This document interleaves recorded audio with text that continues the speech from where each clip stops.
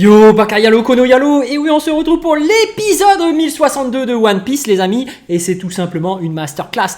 King contre Zoro, le fameux combat. Oui, il va prendre fin ici même, et c'était vraiment incroyable parce que la Toei Animation a mis les moyens en termes d'animation, de musique, d'OST, t'es vraiment pris dedans.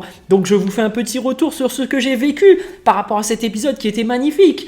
Bon, évidemment, c'est fidèle à ce qu'on appelle le chapitre du manga, je sais plus le combien, mais on voit bien que Zoro se dépasse pour combattre King et que au fur et à mesure du combat, il comprend comment fonctionnent les pouvoirs de King. Parce que King l'incendie, on voit des flammes derrière son dos. En fait, sa capacité, c'est que quand il y a ces flammes, le mec devient plus ou moins invincible. Et lorsque ces flammes s'éteignent, parce qu'il ne peut pas maintenir cette forme hyper longtemps, ben il devient vulnérable. Et ça, Zoro, il l'a très bien compris. Et c'est pour ça qu'il le frappe déjà, c'était incroyable. Il le frappe en pleine tête et c'est là qu'il fait tomber le masque. Et là, tu vois déjà que King, le mec est incroyable. Il a une dégaine incroyable, il est super beau gosse, et tu vois même que ses acolytes, il a aucune pitié envers eux. Parce que eux-mêmes ont vu son visage, ils ont découvert ses véritables origines, qui n'est autre que les Lunariens. Et par rapport à ses origines, bah, la marine avait dit que si vous savez qui il est, bah, vous nous dites qui c'est et on vous donne de l'argent. Vous avez une prime sur qui découvre les Lunariens restants, tu vois. Donc là, le King qui s'énerve, il les tue d'un coup avec ses flammes, l'incendie, incroyable, hyper puissant, hyper violent. Et tu vois que même ses acolytes se font tuer. Donc Zoro, par contre, tu vois qu'il n'est pas impressionné, il est même en train de le narguer, il est en train de se dire « Mais t'as pas honte, pourquoi tu tues tes propres amis? C'est juste pour ça, parce que t'es un lunarien, j'en ai rien à cirer de tes origines, etc. » Ça, tu vois bien que Zoro, il a son côté fierté, son côté badass, son côté « j'ai pas peur ». Et tu vois que durant ce combat, il est incroyable, parce qu'avec ses trois lames, il fait beaucoup d'allusions par rapport au roi des enfers. Même King, il se dit « Mais tu veux devenir un roi des enfers ?» Et ça, c'est incroyable, parce que Zoro, en termes de niveau de puissance, on va y revenir évidemment, le fameux débat de puissance, mais est-ce que Zoro a atteint le niveau de Mihawk? Oui, on peut se poser la question, parce que King est officiellement YC1, niveau commandant. Là, Zoro a battu un YC1 à la loyale 1 contre 1, on peut dire que Zoro a atteint le niveau commandant YC1. Alors, est-ce qu'il a atteint le niveau de Mihawk? C'est une question qu'il faut se poser.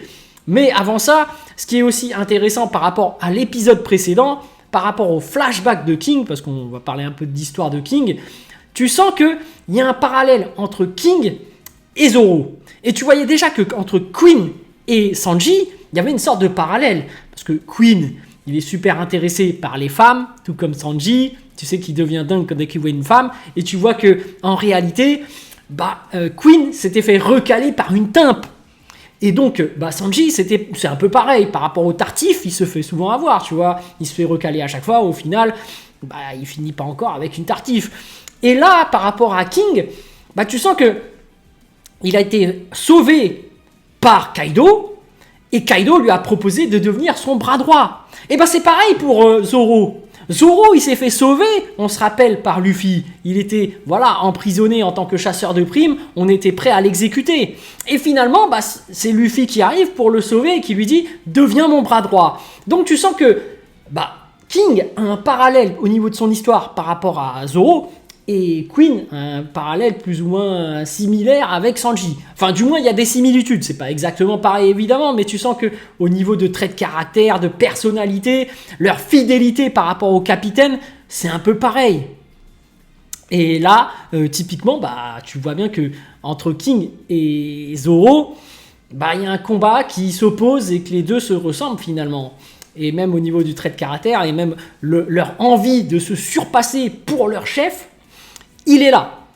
Bon, le fameux débat de puissance par rapport à Mihawk, parce que là, on voit bien que Zoro se dépasse et que lorsqu'il achève King, il repense forcément à Mihawk et il repense à son passé, à son engagement, sa promesse à Luffy de ne plus perdre jusqu'à ce qu'il batte Mihawk.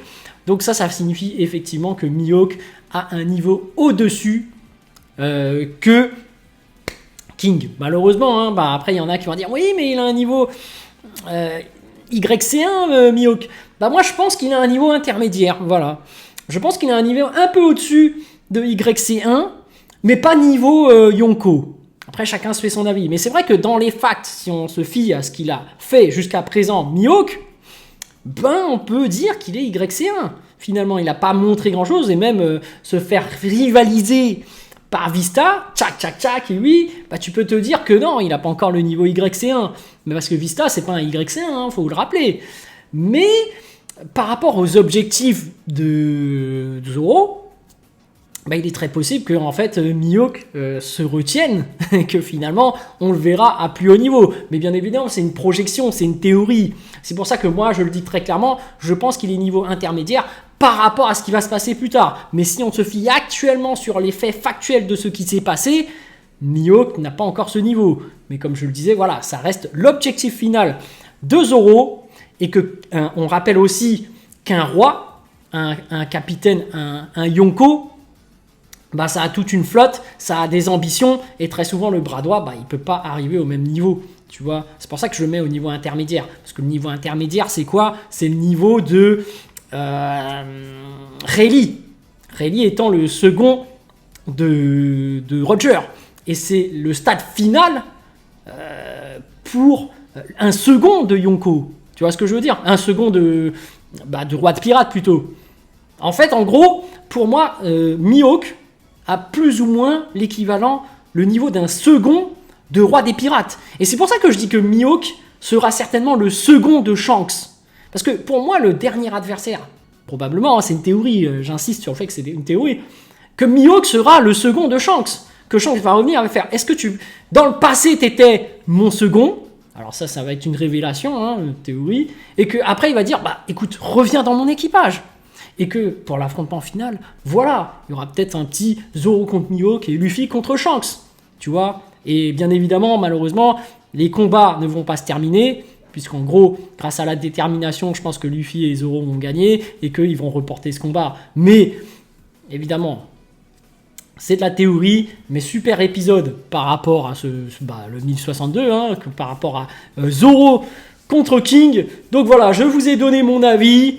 Zoro n'a pas encore le niveau de Mihawk, mais c'était un super épisode. Et puis King qui se fait éclater. Et puis voilà, et on notera aussi que King, malgré ses flammes, avait peur des attaques de Zoro. Parce que quand même, par réflexe, il les a quand même bloqués. Mais bref, voilà. Sur ce, je vous dis donc à plus dans le bus, ou plutôt à plus tard dans le car, ou plutôt à bientôt dans le bateau.